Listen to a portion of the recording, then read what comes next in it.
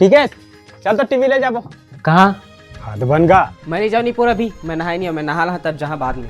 चल ना नहीं पर ऐसे एक दिन नहात नहीं रहे, आज बड़ा जल्दी नहावा था। चल पहले टीवी लेके आवा तब नहा लेबे। अरे ले चल।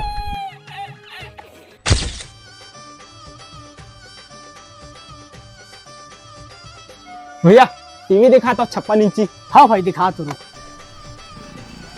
अब देखबे ठीक है, मोर टीवी देख के कैसे मोर पड़ोसी मन जर मराही। निपोर टीवी देखल जात रहे तो टीवी बंद कर देवे। अब देखी मोर 56 इंच का टीवी ना तो पाछू डाल ले हवा निकल जाही।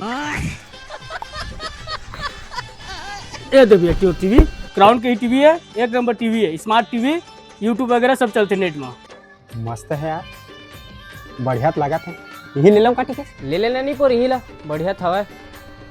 ले भैया यही टीवी दे दे। हाँ ये ले भैया। ले ठीक है, तो टीवी धर के गाड़ी में जा, मैं पैसा दे के आता हूँ। कितना भैया? 12,500। बने धर के लग रे, गिरे जान मोट टीवी है। लोखन के टीवी ले तू कोल्डिंग रही महाराज। हमें पानी ना यार हमें तेनो मोरी बहुत टिसल गिस भाई। सारा पहले तोरे पाछू डाले हवा निकलत रही सोई।